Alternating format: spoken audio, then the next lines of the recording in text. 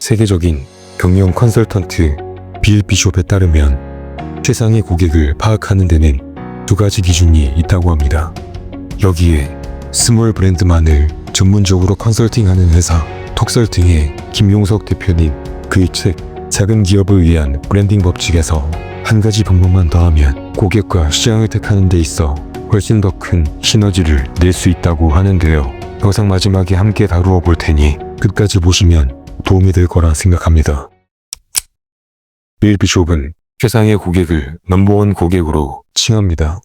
빌 비숍은 어떤 유형의 고객과 거래하고 싶은지, 어떤 유형의 고객과 거래할 때 일도 즐겁고 수익도 많이 발생하는지를 분명히 결정하라고 합니다. 모든 유형의 고객을 상대하기보다 본인에게 맞는 최상의 고객 유형을 선택하고 그들에게 집중하라고 하죠. 어렵다면 거래하기 싫은 최악의 고객 유형부터 소거해 나가는 방식도 도움이 된다고 하니 참고 부탁드립니다. 넘버원 고객은 파레토 법칙에 빗대어 생각해 볼 수도 있습니다. 결과의 80%는 20%의 원인에서 비롯된다는 통계적 관찰에서 나온 법칙인데요. 전체 부의 80%를 경제인구 상위 20%가 소유하고 있다든지 전체 매출의 80%를 고객 상위 20%가 차지하고 있는 것이 그 예죠. 실제로 사업 매출에 있어 신규 고객을 유치하는 것보다 기존 충성 고객에게 집중하는 것이 훨씬 더 효율적인 경우가 많습니다. 이 그래프는 베인앤컴퍼니의 명예 디렉터인 프레더릭 라이엘드가 제안한 로열티 경영에서 나오는 개념인데요. 보시다시피 처음 고객을 유치하는 데는 마케팅이나 홍보 비용 등으로 손실이 나지만 그렇게 만든 고객을 유지하는 데 집중할수록 비용은 점감하고 이익이 더 커진다는 걸 보실 수 있습니다. 내게 무관심한 신규 고객을 유지하려면 혁신적인 마케팅이 지속적으로 요구되고 비용이 증가하며 수익성이 감소하게 되지만 이미 어느 정도 신뢰가 형성된 기존 고객을 대상으로 상품을 제안한다면 마케팅 혁신이나 홍보 없이도 고객 만족도 관리 등의 비교적 간단한 처사만으로 설득이 가능해지고 보다 안정적인 매출 기반을 다질 수 있게 됩니다. 따라서 기존 충성 고객에게 집중하는 것이 더 크고 장기적인 이익이 될 수 있습니다. RFM 모델로 나만의 넘버원 고객을 생각해 볼 수 있습니다. 고객이 마지막으로 언제 구매했는가? 고객이 얼마나 자주 구매하는가? 마지막으로 고객이 총 얼마를 지출했는가? 를 종합적으로 고려해 넘버원 고객을 파악하는 데 도움이 될 수 있는 지표입니다. 본인의 사업 현황에 따라 세 가지 지표 각각에 본인이 생각하는 가중치를 부여하고 결과값을 도출하게 되면 넘버원 고객에 가까운 그룹, 그렇지 않은 먼 그룹, 중간 그룹이 보이게 될 겁니다. 고객 각각에 대한 넘버원 고객의 근접도가 파악되면 고객별 요구사항이나 피드백에 대한 경중이 분명해지고 이를 사업에 선별적으로 반영해 LTV를 높일 수 있게 되죠. 물론 모든 고객에게 잘해야겠지만 넘버원 고객에게는 더더욱 잘해야 됩니다. 특히 시간과 자본 체력이 부족한 스몰 브랜드라면 선택과 집중을 할 수밖에 없죠. 다음으로는 영상 서두에 말씀드린 고객과 시장을 택하는데 보다 큰 시너지를 낼 수 있는 팁에 대해 말씀드려 보겠습니다. 앞으로 작은 브랜드 운영에 도움이 될 만한 여러 인사이트를 나눌 예정이니 스몰 비즈니스를 운영하고 계신다면 구독하시고 많은 정보 얻어가시길 바랍니다. 스몰 브랜드 컨설턴트 김용석 대표는 고객과 시장을 효과적으로 택하려면 넘버원 고객이 있는 시장과 함께 내가 넘버원이 될 수 있는 시장을 고려해야 한다고 합니다. 이에 대해 말씀드려 보겠습니다. 같은 나다움이라도 내가 어떤 시장에 진입하느냐에 따라 돋보일 수 있고 반대로 눈에 띄지 않을 수도 있습니다.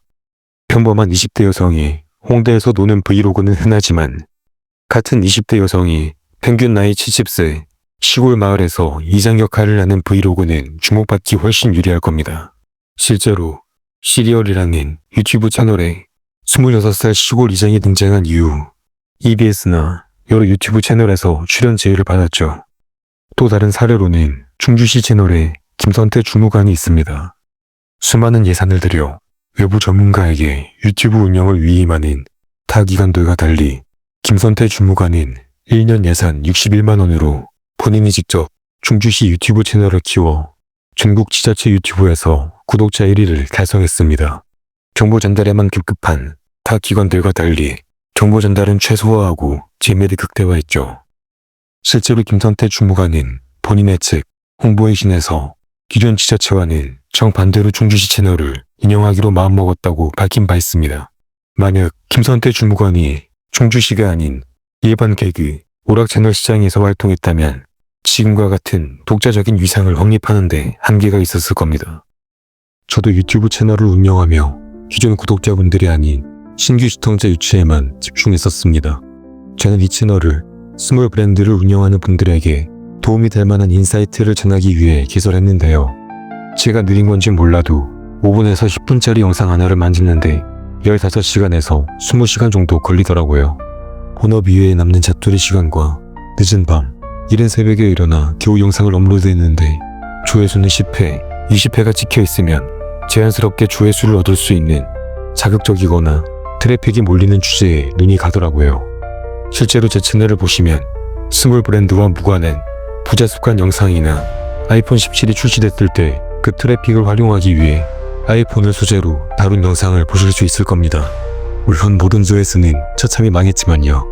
하지만 유튜브 알고리즘을 조금 공부해보니 기존 구독자를 만족시켜야 신규 구독자들을 더 잘 모을 수 있다는 걸 알았습니다. 유튜브는 내 채널을 자주 보는 구독자분들에게 무단적으로 콘텐츠를 노출시킨 이후 썸네일 클릭률과 시청시간을 1차로 테스트하죠. 그리고 이 테스트에서 클릭률, 시청시간이 높으면 유튜브는 비구독자들에게도 조금씩 콘텐츠의 썸네일을 확산시키며 같은 방식으로 테스트를 반복해갑니다. 결국 기존 구독자 만족도가 높아야 신규 시청자에게 콘텐츠가 노출되고 신규 구독자를 확보할 수 있는 기회가 생기는 거죠.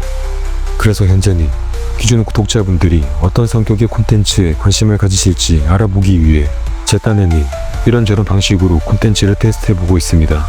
혹시 관심 가는 주제나 보기에 불편한 점이 있으신 분들은 댓글로 자유롭게 발언해주시면 영상을 개선해가는 데 큰 도움이 될 것 같습니다. 저는 자영업자, 소상공인도 제대로 된 브랜딩 전략이나 디자인 서비스를 부담 없는 비용으로 누구나 평등하게 이용할 수 있도록 하는 서비스를 만드는 일에 도전하고 있습니다. 현재는 한 끼 식사 가격으로 브랜딩 전략과 브랜드 디자인 구축 방법을 제안하는 가이드를 제 모든 경험과 지식을 녹여가며 개발하고 있습니다. 그 과정에서 스몰 브랜드 운영에 도움이 될 만한 정보들이 있으면 계속해서 공유 드릴 테니 스몰 브랜드 운영자분들이나 관심 있으신 분들이라면 구독 감사드리겠습니다. 작지만 단단한 브랜드로 함께 같이 가보시죠.